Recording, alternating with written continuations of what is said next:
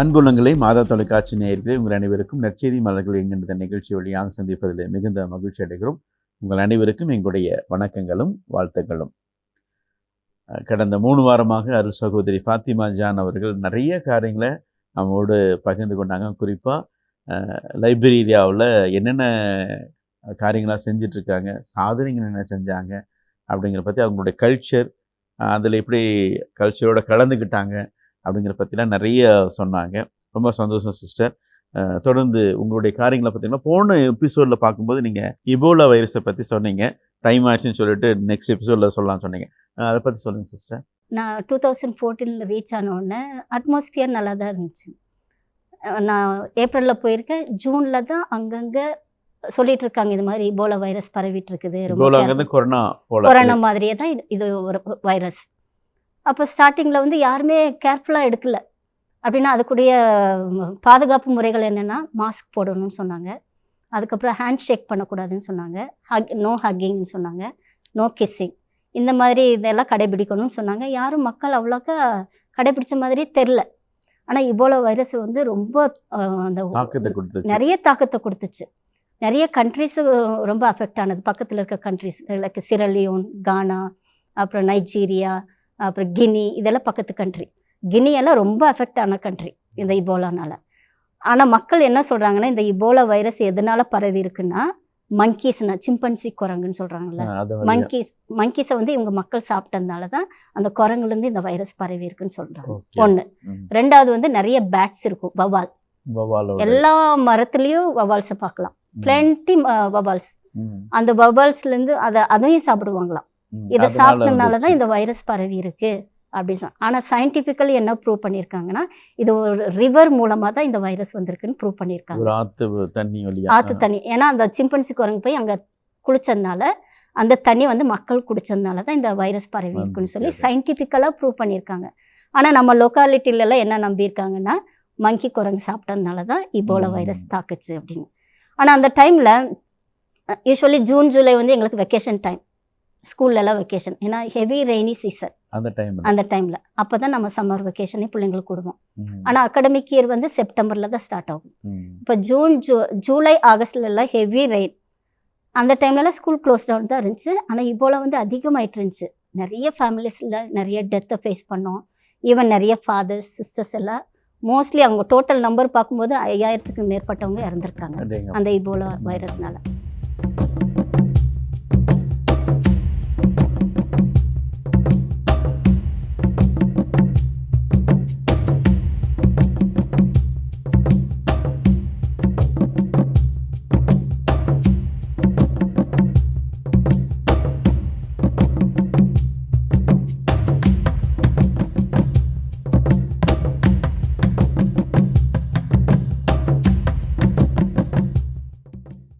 ஆனால் நாங்கள் என்ன பண்ணோம், கான்வென்ட்டுங்கிறதுனால ரொம்ப சேஃப்டியாக இருந்தோம், பாதுகாப்பு முறைகள் எல்லாம் கடைபிடிச்சோம். ஆனால் அந்த டைமில் கூட ஸ்கூல் எல்லாம் இல்லாதனால நிறைய கேத்தலிக் ஸ்கூல்ஸ் நிறைய இருக்குது, ரன் பை டயசிசன். அந்த ஸ்கூல்களுக்கெல்லாம் போய் முதல்ல டீச்சர்ஸுங்களுக்கு அவேர்னஸ் கொடுக்க ஆரம்பித்தோம். இப்படியெல்லாம் உங்களால் பாதுகாக்கணும்னு சொல்லி அது ஒரு செக்ஷன் மாதிரியே சொல்லி கொடுக்க ஆரம்பித்தோம். அதுலேயும் நான் டீம் மெம்பராக இருந்தேன். அது ஒரு நல்ல ஒரு வாய்ப்பு, எனக்கு நிறைய டீச்சர்ஸுங்களை பார்க்கக்கூடிய ஒரு வாய்ப்பு கிடைச்சிது. போகிற இடத்துக்குலாம் ரொம்ப கேர்ஃபுல்லாக போவோம், ஜீப்பில் போயிட்டு ஜீப்பில் வருவோம். அங்கே நிறைய டிரான்ஸ்போர்ட்டேஷன் எல்லாம் ரொம்ப ரொம்ப கம்மி. வேறு கண்ட்ரி போகணுன்னா ஃப்ளைட்டில் தான் ட்ராவல் பண்ணணும், இல்லை வேறு ஒரு லோக்கல் பிளேஸ்க்கு போகணுன்னா ஒன்றா டாக்ஸி எடுக்கணும், இல்லாட்டி எங்களுடைய சொந்த வெஹிக்கிள் ஏதாச்சும் இருந்துச்சுன்னா அதன் மூலமாக தான் போக முடியும். மற்றபடி லோக்கல் ட்ராவல்னு சொல்லும்போது ஆட்டோ, நம்ம இந்தியாவிலேருந்து தான் நிறைய ஆட்டோஸ் நம்ம கருணாநிதி வழங்கியிருக்காருங்க. அப்படிங்களா? ஆட்டோவும் நிறைய கொடுத்துருக்காரு, பஸ்ஸஸும் நிறைய டொனேட் பண்ணியிருக்காரு கருணாநிதி. அதனால் அதை வச்சு தான் அவங்க மேனேஜ் பண்ணிட்டு இருக்காங்க. ஆனால் சைனாவிலேருந்து சில பஸ்ஸஸ் எல்லாம் ப்ரொவைட் பண்ணியிருக்காங்க. ஏன்னா அது புவரஸ்ட் ஆஃப் த புவர் கண்ட்ரிங்கிறதுனால சிவில் வார்னால அஃபெக்ட் ஆனதுனால ஒன்றுமே இல்லாமல் போயிடுச்சு. ஓகே சிஸ்டர், அந்த சிவில் வாரை பற்றி கொஞ்சம் சொல்லுங்கள். ஏன்னா சிவில் வார்னால அதுக்கு முன்னாடி நான் கேள்விப்பட்டதுன்னா நல்ல ஒரு சூழ்நிலை இருந்திருக்கு போல, நல்ல மக்கள் எல்லாம் நல்லா அன்பாக நல்லா பாசமாக இருந்திருக்காங்க. அமெரிக்கர்கள் தான் அவங்கள ஆட்சி செஞ்சுட்டு இருந்தாங்க, லைபீரியன்ஸை. காலனி நாடாக இருந்துக்கு. போக போக லைபீரியன்ஸ் எஜுகேட்டட் ஆனதுனால லைபீரியன் மக்களே எடுத்து ஆட்சி செய்யணுங்கிற ஒரு மனப்பான்மை வந்த பிறகு லைபீரியன் மக்களே வந்தாங்க. ஆனால் அதுக்குள்ளேயே லைபீரியன்ஸ்குள்ளே ஒரு சண்டை சச்சரவு வந்ததுனால தான் இந்த சிவில் வார் வர காரணம். நீயா நானாங்கிற ஒரு போட்டி ஆயிடுச்சு. இந்த டைம் நீ இந்த இன்னொரு டைமில் இந்த ட்ரைபிள்லேருந்து லீடராக வரணுங்கிற அவங்களுக்குள்ளே ஒரு சண்டை சச்சரவு போட்டி பொறாமல் அதிகமானதுனால தான் சிவில் வார் வர காரணமே ஆயிடுச்சு. ஃபஸ்ட்டு சிவில் வார் எனக்கு எப்படி நடந்ததுன்னு தெரில, ஆனால் செகண்ட் சிவில் வார் நான் புக்கில் படிச்சிருக்கேன், கேள்விப்பட்டிருக்கேன். அது மக்களுக்குள்ளே நிறைய அந்த பிரசிடெண்ட் அந்த நேரத்தில் யார் இருந்தாரோ அவங்க பக்கத்து கண்ட்ரிலேருந்து இன்னொருத்தர் கொண்டு பிரசிடென்டாக்க அவர் கேன்வாஸ் பண்ணியிருக்காரு. இதை லைபீரியன் மக்கள்னால ஏற்றுக்க முடியாமல் லைபீரியன் மக்கள் சண்டை போட ஆரம்பிச்சிட்டாங்க. அந்த சண்டை ஒரு சாவுக்குரிய நிலைமையே கொண்டு வர ஆரம்பிச்சிச்சு. அதனால் நிறைய லைபீரியன் மக்கள் எல்லாம் என்ன பண்ணாங்கன்னா போய் ஒளிஞ்சிக்க ஆரம்பிச்சிட்டாங்க. அங்கங்கே ஒரு வில்லேஜில் காட்டுக்குள்ளெல்லாம் ஒளிய ஆரம்பிச்சிட்டாங்க. மற்ற மக்கள் எல்லாம் என்ன பண்ணாங்கன்னா, படித்தவங்கெல்லாம் என்ன பண்ணாங்கன்னா அமெரிக்காவில் போய் ரெஃப்யூஜிஸாக செட்டிலர்ஸ் ஆகிட்டாங்க. இந்த வார் 1 வருஷம் 2 வருஷம் நடக்கல, 14 வருஷம் நடந்திருக்கு. 14 வருஷமா இந்த மாதிரி சிச்சுவேஷன் தான் நடந்திருக்கு. அதனால தான் லைபீரியா சுத்தமாக அழிஞ்சு போச்சு. அது இல்லாமல் அந்த நிறைய அந்த அழிவு நடக்கிற சமயத்தில் மக்களுக்கு என்னென்ன வேணுமோ அவங்களுடைய பேசிக் நீட்ஸ் லைக் பெட்டு என்னென்னலாம் தேவைகளோ நிறைய ஹாஸ்பிட்டல்ஸ்லாம் இருந்திருக்கு. ஹாஸ்பிட்டல்ஸ் சர்ச்சில் இருக்க திங்ஸ் எல்லாம் லூட்டட் பண்ணிட்டாங்க. அவங்களுடைய தேவைக்கு என்னென்ன வேணுமோ அவங்கெல்லாம் எடுத்துக்கொண்டு போய் ரெஃப்யூஜிஸாக அங்கே அந்த வேறு கண்ட்ரிலெல்லாம் செட்டில் ஆகிட்டாங்க. ஆனால் இருந்த மக்கள் இந்த மாதிரி பாங்காட்டிலெல்லாம் போய் செட்டில் ஆகிட்டு 14 வருஷம் வரைக்கும் லைபீரியாவுக்குள்ளே வராங்க. ஆனால் பாலிட்டிக்ஸ் மட்டும் நடந்துட்டு இருக்குது இங்கே. அதுக்கப்புறம் அந்த 14 வருஷத்துக்கு அப்புறம் தான் ஒரு அமைதியான சூழ்நிலைக்கு வர ஆரம்பிச்சிருக்கு. அதுக்கப்புறம் லைபீரியன் கண்ட்ரி ஆளணும், மற்ற கண்ட்ரீஸ்லேருந்து யாரும் இருக்கக்கூடாதுங்கிற ஒரு பாயிண்ட் கொண்டு வந்த பிறகு தான் அந்த லைபீரியன் கண்ட்ரியில் ஒரு சுமூகமான உறவு இன்னும் இருந்துகிட்ருக்கு. ஆனால் ஒன்றுமே டூரிஸ்ட் பிளேஸ் இருக்காது, ஒரு நல்ல என்ஜாய் பண்ணுற மாதிரி ஒரு பிளேசஸ் மொத்தமாக அழிஞ்சிருச்சு, ஒன்றுமே இல்லை. இப்போ நம்ம ஏதாச்சும் ஹிஸ்டாரிக்கல் பிளேஸ் பார்க்கணுன்னா ஒரே ஒரு இந்தியன் ஒரு எம்பசி ஒன்று இருக்குது, லைபீரியன் எம்பசி. அங்கே போய் நம்ம இதுதான் லைபீரியனுடைய கல்ச்சர் ட்ரெடிஷன் சொல்லி அங்கே போய் நம்ம பார்த்துக்கலாம். அதை மட்டும் ப்ரிசர்வ் பண்ணி வச்சுருக்காங்க. மேபி வாருக்கு அப்புறம் அது டெவலப் பண்ணியிருக்காங்களா என்னன்னு தெரியல. நான் போய் பார்க்கும்போது அந்த இடம் இன்னும் இருக்குது, ஆனால் டெவலப் பண்ணிகிட்டு இருக்காங்க. மற்றபடி ஹிஸ்டாரிக்கல் பிளேசஸ்ன்னு சொல்கிறதுக்கு அங்கே ஒன்றுமே கிடையாது. அதான் நீங்கள் இப்போ இந்த வார்னால தான் புவரஸ்ட் கண்ட்ரியாக மாறிச்சு, புவரஸ்ட் ஆஃப் த புவர் கண்ட்ரியாக மாறி இருக்கு. அப்போ அந்த வாழ்வாதார மக்களுடைய வாழ்வாதாரம் எல்லாம் விவசாயம். இந்த கேபிட்டல் சிட்டி ஆஃப் மன்ரோவியாவில் இருக்கவங்க எல்லாம் பிஸ்னஸ் பீப்புள். ஓகே, பிஸ்னஸ் தான் பண்ணுவாங்க. ஒன்றா ஆஃபீஸஸில் இருப்பாங்க, இல்லாட்டி கடைகளை வச்சுருப்பாங்க. இன்னொரு ஸ்பெஷாலிட்டி என்னென்னா, அங்கே லைபீரியாவில் இந்த poorest of the poor situation வந்த பிறகு நம்ம இந்திய மக்கள் ரொம்ப அலர்ட்டாக இருக்காங்க. இந்த ஸ்பெஷலி மார்வாடிஸ், பஞ்சாபிஸ், குஜராத்திஸ், அப்புறம் ராஜஸ்தானிஸ் இவங்கெல்லாம் வந்து அங்கே செட்டிலர்ஸாக வந்துட்டாங்க. அங்கே ஓகே. அவங்க தான் மெயின் பிஸ்னஸே ஆரம்பிச்சிருக்காங்க. ஓ சரி. பெரிய பெரிய பிக் ஷாப்பிங் மால் எல்லாம் அவங்க தான் இந்தியன்ஸ் தான் ஆரம்பித்து இப்போ அவங்களுடைய பொருளாதாரம் தான் அதிகமாகிட்டு வருது. ஸ்டேபிள் ஃபுட் ரைஸ்ன்னு சொன்ன ரைஸ் விற்கிறவங்களே இந்தியன்ஸ் தாங்க. அந்த மாதிரி நல்ல வளர்ச்சி கொண்டு வந்துட்டுருக்காங்க. ஆனால் லைபீரியன்ஸ் வந்து என்ன பண்ணுவாங்கன்னா ரெஸ்பெக்ட் பண்ணுறாங்க. இந்தியன்ஸும் சரி அமெரிக்கன்ஸும் சரி ரொம்ப ரெஸ்பெக்ட் பண்ணி நம்ம என்ன வழிகாட்டுறோமோ அதை ஏற்றுக்குவாங்க. ஆனால் பொலிட்டிக்கல்னு பார்க்கும்போது அவங்க ஆட்சி தான் இருக்கணும், மற்றவங்களுக்கு யாருக்கும் ஃபர்ஸ்ட் ப்ரிஃபரன்ஸ் தரவே மாட்டாங்க. ஓகே. அந்த லைபீரியன் மட்டும். எபோலா வைரஸ் பற்றி சொன்னீங்க, ஆனால் அதுக்கப்புறம் எப்படி மாறிடுச்சு? அந்த எபோலா வைரஸில் நிறைய பேர் அஃபெக்ட் ஆனாங்க. மோர் தென் 5000க்கு மேலே நிறைய பேர் இறந்துருப்பாங்க. அது ஒரு கொடிய நோயாக இருந்தது, பயங்கரமான விஷயம். அதெல்லாம் ரொம்ப நாங்கள் தாக்கப்பட்டு ஸ்கூலே இல்லாமல் போய் ஸ்கூலெல்லாம் ஒரு 9 months ஸ்கூல் க்ளோஸ் டவுன் ஆயிடுச்சு. இங்கே எப்படி கொரோனா இருந்துச்சு அதே மாதிரி தான் அங்கே இபோலா. நாங்கள் இபோலா எக்ஸ்பீரியன்ஸ் பண்ணதுனால நான் 2019 இங்கே வந்தோடனே இங்கேயும் கொரோனா வந்துச்சுங்களா, அதனால் அது என்ன அனுபவம்னு சொல்லி என்னால் ஃபீல் பண்ண முடிஞ்சது. அந்த குவாரண்டைனுங்கிற வார்த்தை அதெல்லாம் நான் அங்கே போய் தான் கற்றுக்கிட்டேன். அங்கேயும் ஏதோ ஒரு எங்கேயாச்சும் போயிட்டு வந்தாலும் ஒரு பேஷண்ட்ஸை பார்க்க போனாலும் ஒரு 15 நாள் 20 நாள் எங்களை குவாரண்டைன் பண்ணிடுவாங்க. தனியாக இருக்கணும். தனிமையிலேருந்து அந்த நோய் அந்த கிருமி வந்து மற்றவங்களுக்கு பரவாத மாதிரி நம்மளை பாதுகாக்கிற மாதிரி குவாரண்டைன்லலாம் இருந்திருக்கும். அப்படி இருந்ததுனால இங்கே வந்து இந்த கொரோனா நோய் வந்த பிறகு பார்த்துட்டோங்கிற ஒரு தைரியம் இருந்தது எனக்கு. சிஸ்டர், உங்களுடைய அனுபவங்களில் அங்கிருந்த அனுபவங்களை ரொம்ப சந்தோஷமாக எனக்கு ரொம்ப மகிழ்ச்சியாக இருந்தது இதுதான் அப்படின்னு ஏதாவது சொல்ல முடியும்? ஆப்பிரிக்காவில் ரொம்ப அனுபவம்னா எனக்கு ஸ்கூல் விஷயத்தில் தான் ரொம்ப ஹாப்பி மூமெண்ட்ஸை நான் ஃபீல் பண்ணுறேன். என்னென்னா நான் first year second year teach பண்ணி பிள்ளைங்க சென்டம் ரிசல்ட் எடுத்ததை வந்து நான் எப்போவுமே ரிச்சஸ்ட் மூமெண்ட்டாக நான் எதிர்பார்க்குறேன். வெளிநாட்டுக்கு போய் அதனுடைய கல்ச்சரை அவங்களுக்கு சொல்லி கொடுத்து நான் சென்டம் ரிசல்ட் வாங்க வச்சுருக்கேன்னா ஃபேட்டிமா இஸ் கேப்பபிள் அப்படிங்கிற ஒரு பூஸ்ட் எனக்குள்ளே வந்ததை வந்து ஒரு ஹாப்பி மூமெண்ட்டாக ஃபீல் பண்ணுவேன்.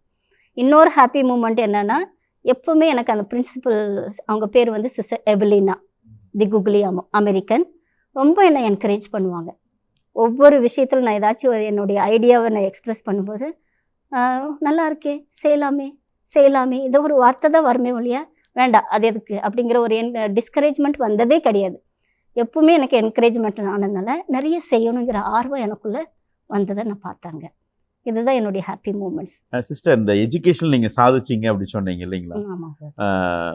என்ன சிஸ்டம் டிஃப்ரெண்ட்டாக இருந்துச்சாங்க? ஏன்னா நம்ம சிஸ்டம் வேறு, அங்கே இருக்க எஜுகேஷன் சிஸ்டம் வேறு. ஆனால் அங்கேயும் போய் சாதிச்சிக்கிட்டிங்கன்னா கண்டிப்பாக உங்களுக்கு பிடிச்சிருக்கும். ஏன்னா அது ஒரு எப்படி சொல்கிறது, அது ஒரு கஷ்டமான ஒரு சூழ்நிலை தான் அங்கே போய் நீங்கள் சாதிக்கிறது. அங்கே இருக்கிற எஜுகேஷன் சிஸ்டம் எப்படி இருந்துச்சு?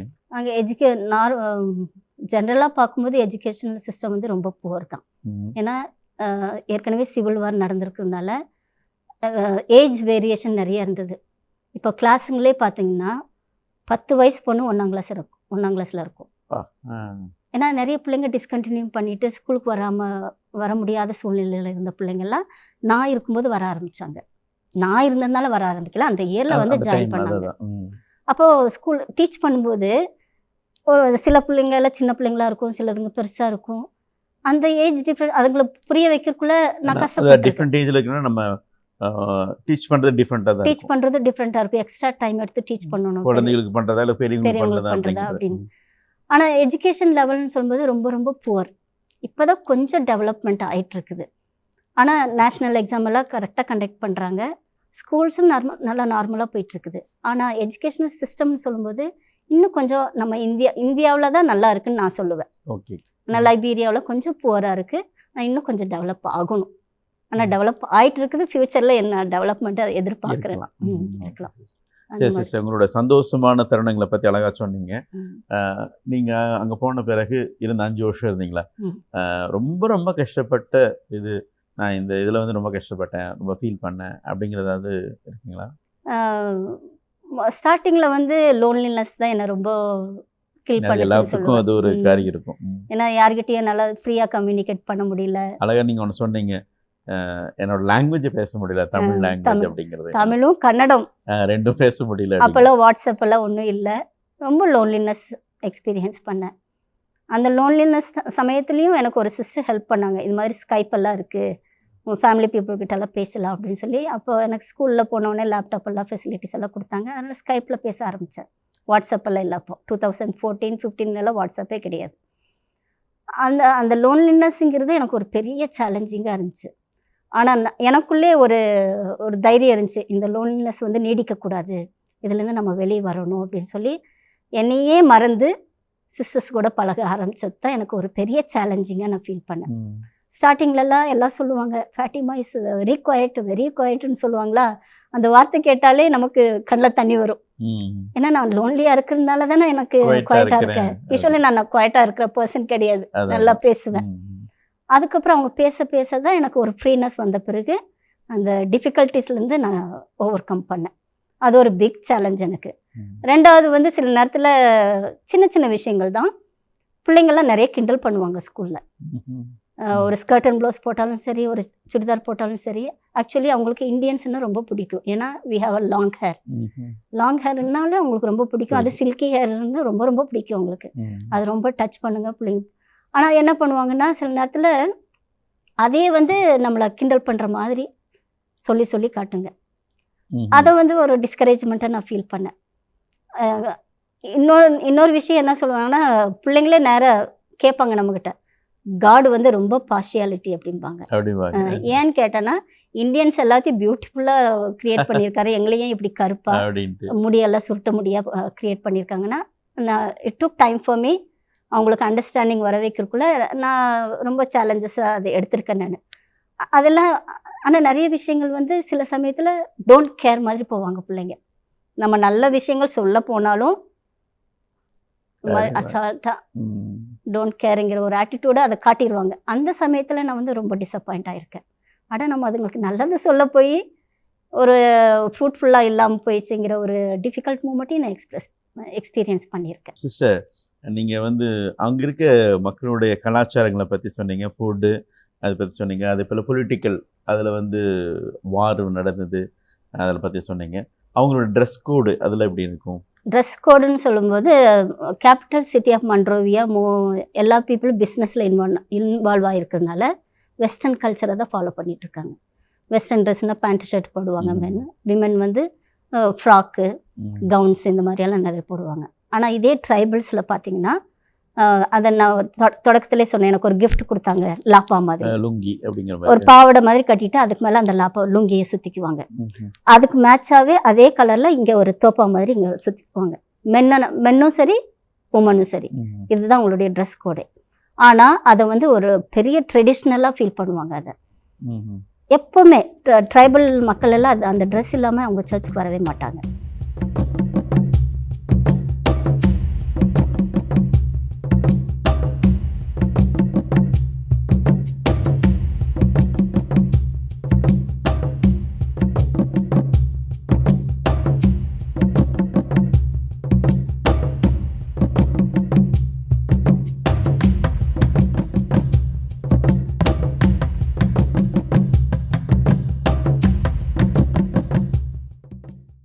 ஆனால் மன்ரோவியா சிட்டியில் இருக்கவங்க எல்லாமே வெஸ்டர்னைஸ் பீப்புள். ஏன்னா நிறைய சைனீஸை பார்க்குறாங்க, ஜாப்பனீஸ் பார்க்குறாங்க, அமெரிக்கன், இந்தியன்ஸ் எல்லாம் பார்க்குறதுனால டெவலப்பிங் இன் வெஸ்டர்னைஸ் முறையில். ஆனால் ட்ரைபல்ஸ் மக்கள் எல்லாம் அதே அவங்களுடைய ட்ரெடிஷன் ஃபாலோ பண்ணிட்டு தான் இருக்காங்க. ஆனால் அதை பார்க்கும்போது எங்களுக்கு ரிச்சாக இருக்கும். பரவாயில்ல, இந்த ஒரு ட்ரெடிஷன் இருக்குது, இன்னும் கலாச்சாரத்தில் வச்சுட்டே இருக்காங்கங்கிறது ஒரு ஃபீலிங், ஹாப்பி மூமெண்ட். சிஸ்டர், இதுக்கப்புறம் இப்போ நீங்கள் லீவுக்கு வந்திருக்கீங்க இல்லைங்களா, மறுபடியும் நீங்கள் அங்கே போகிறீங்களா இல்லை எப்படி? போகிற மாதிரி பிளான் இருக்குது ஃபாதர். அங்கே தான் போகணும் உங்களுக்கு ஆசை இருக்குது, கண்டினியூ பண்ணணும்ன்ட்டு. பரவாயில்ல சார், ரொம்ப சந்தோஷம். ஒரு சேலஞ்சாக 5 இயர்ஸ் ஆச்சு, இருந்தாலும் மறுபடியும் அங்கே போய் நான் பணி செய்வேன் அப்படின்னு சொல்கிறது வந்து மேலுமே ரொம்ப சந்தோஷமாக இருக்குது சிஸ்டர். உங்களோட இதுக்கு அப்பா அம்மா போய் பார்த்தீங்க, என்ன சொன்னாங்க அவங்கெல்லாம்? இப்போங்களா, இப்போது போகிறத பற்றி அவங்களுக்கு சொல்லியிருக்கேன், இது மாதிரி ஜனவரியில் போகணும்னு சொல்லியிருக்கேன். ஆனால் அவங்களுக்கு மனசு இல்லை, இருந்தாலும் நான் வந்து அவங்கள பாசிஃபை பண்ணிட்டு தான் போக முடியும். ஓகே, இன்னும் அவங்களுக்கு அந்த மைண்ட் செட்டப் வரல. சிஸ்டர், நீங்கள் ஃபஸ்ட் எபிசோட் ஒரு வார்த்தை சொன்னீங்க, என்னென்னா இந்த ஊரில் இருந்து எப்படி ஒகேஷன் கிடைக்கும்ட்டு. நீங்கள் முதியனூர் இல்லைங்க, முதியனூர்லேருந்து எப்படி அழைப்புனாலும் நாங்களாம் சிஸ்டர் ஆகுமா, நாங்களாம் ஃபாதர் ஆகுமா அப்படின்னு சொன்னாங்க. சிஸ்டர் கிளவுடியா, அதே போல் ஃபாதர் பிரிட்டோ, அவங்க தான் உங்கள் ஒகேஷன் உங்களுக்கு தேவாலயத்தில் வந்து ஊக்குவித்தாங்க அப்படிங்கிறது சொன்னீங்க. அப்புறம் நீங்கள் ஆச்சரியப்பட்டு சிஸ்டர் ஆனீங்க. இப்போ உங்கள் மக்களை போய் சந்திச்சிருப்பீங்க கண்டிப்பாக. 5 வருஷம் ஃபாரின்ல இருந்துட்டு போய் சந்திப்பீங்க. உங்கள் மக்கள் உங்களை எப்படி பார்த்துக்கிட்டாங்க? இப்போ அந்த மக்களுடைய நிலையெல்லாம் எப்படி இருக்குது? ரொம்ப சந்தோஷப்பட்டாங்க. அப்படின்னா ஊரில் யாருக்குமே கிடைக்காத வாய்ப்பு உனக்கு கிடைச்சிருக்கு, அதுவும் வெளிநாட்டில் போய் அந்த மக்களுக்கு சேவை செய்யக்கூடிய சான்ஸ் உனக்கு கிடைச்சிருக்குன்னா நீ வந்து ரொம்ப பிளஸ்டு தான், ரொம்ப ஆசீர்வதிக்கப்பட்டவளாக நாங்கள் ஃபீல் பண்ணுறோம். ஆனால் இப்போ போகணுங்கிறது இன்னும் அவங்களுக்கு வெளிப்படையாக நான் சொல்லலை, நான் ப்ரிப்பேர் பண்ணிகிட்ருக்கேன்னு தான் சொல்லியிருக்கேன். போகிற நாள் வர்றதுக்கு முன்னாடி நான் உங்களை ப்ரிப்பேர் பண்ணி இது மாதிரி போகிறேன் அப்படின்னு சொல்லணும். நான் ஃபாதர் இப்போ எங்கள் ஊர் நிலைமையை பார்க்கும்போது நான் ஒரு ஹாப்பி மூமெண்ட்டாக ஃபீல் பண்ணுறேன். அது ஒரு விஷயத்தை நான் சொல்லணும்னு ஆசைப்பட்றேன். என்னென்னா எங்கள் ஊரில் நான் தான் ஃபஸ்ட்டு ஒகேஷன். ஃபஸ்ட்டு நீங்கள் சொன்னீங்க முதல் எபிசோடில். எனக்கு அப்புறம் என்னை பார்த்த பிறகோ இல்லை எனக்கு அப்புறம் நான் பண்ண ப்ரேயர்னாலேயோ எங்கள் சிஸ்டர்ஸ் கொடுத்த மோட்டிவேஷனாலேயோ இது வரைக்கும் எங்கள் ஊரில் 3 ஃபாதர்ஸ், 4 சிஸ்டர்ஸ். 4 சிஸ்டர். அப்போ மொத்தம் 7 பேர் எங்கள் ஊரில் இருக்கிறது. நீங்கள் விதை போட்டு நீங்கள் ஸ்டார்ட் பண்ணீங்க. இன்னைக்கு 7 பேர் ரிலீஜியஸ் லைஃப்ல இருக்கிறது எனக்கு ரொம்ப சந்தோஷமான விஷயம். ஆனா இன்னும் நான் என்ன ஆசைப்படுறேன்னா நிறைய பேர் எங்க ஊர்ல குட்டி கிராமம் இருந்தாலும் நிறைய பேர் கடவுளுடைய அழைத்தலுக்கு வந்து ஆன்சர் பண்ணணுங்கிறது ஆசை என் மனசுக்குள்ள இருக்கு. ஓகே சந்தோஷம் சார். ரொம்ப நிறைய அனுபவங்களை எங்களோட பகிர்ந்து கொண்டீங்க. இப்போ மாதா டிவி நேயர்கள் பார்த்துட்டு இருக்கிறாங்க, அவங்களுக்கு நீங்கள் கொடுக்குற ஒரு சின்ன செய்தி நீங்கள் மக்களுக்கு சொல்லுங்கள். இது வரைக்கும் எனக்கு இந்த ஒரு வாய்ப்பினை கொடுத்த மாதா டிவி சேனலுக்கு நான் ரொம்ப நன்றி கடன் பட்டிருக்கேன். நான் இந்த நேரத்தில் என்ன சொல்ல விருப்பப்படுறேன்னா, வாழ்க்கைங்கிறதே கடவுளால் கொடுக்கப்பட்ட ஒரு வரம். அந்த வாழ்க்கையை வந்து நம்ம அர்த்தமுள்ளதாக வாழணும்னு நான் ஆசைப்பட்டேன். அதுக்கேற்றபடி கடவுள் என்ன வழி நடத்தி வந்துட்டுருக்காரு. 2வது வந்து நான் வெளிநாட்டுக்கு போன பிறகு எனக்கு கடவுள் வந்து என்ன ஒன்றே உணர்த்தினார், ஓப்பன் மைண்டோட இருக்கணும், எல்லாத்தையுமே அட்ஜஸ்ட் பண்ணி வாழணுங்கிற ஒரு ஆட்டிடியூடை எனக்கு கற்றுக் கொடுத்தாரு. அது இல்லாமல் லைஃப்பில் வந்து குறிக்கோளை வந்து அடையணும், இந்த ஒரு குறிக்கோள் நான் இதுக்காக தான் வந்திருக்கேன், இந்த குறிக்கோளை நான் அடையணுங்கிற ஒரு லட்சியம் வந்து என் மனசுக்குள்ளே எப்போவுமே இருக்கணும். அதே மாதிரி தான் உங்களுக்கும் நான் ஆசைப்படுறேன். வாழ்க்கையில் ஒரு லட்சியம் இருந்தால் கடவுள் வந்து அதை வழி நடத்தி அந்த லட்சியத்தை நிறைவேற்றுவாருங்கிறது தான் என்னுடைய நம்பிக்கை, என்னுடைய ஆசை. ஓகே சார், ரொம்ப நன்றி. நல்ல ஒரு மெசேஜ் கொடுத்தீங்க. உண்மையாலுமே கடவுள் உங்கள் வழியாக அநேக காரியங்களை செஞ்சுருக்கிறாரு. உங்களுடைய கிராமத்திலேருந்து 7 தேவாலயத்தில் கொடுத்துருக்கிறாரு. அதனால் கடவுள் நிறைய பயன்படுத்துகிறாரு.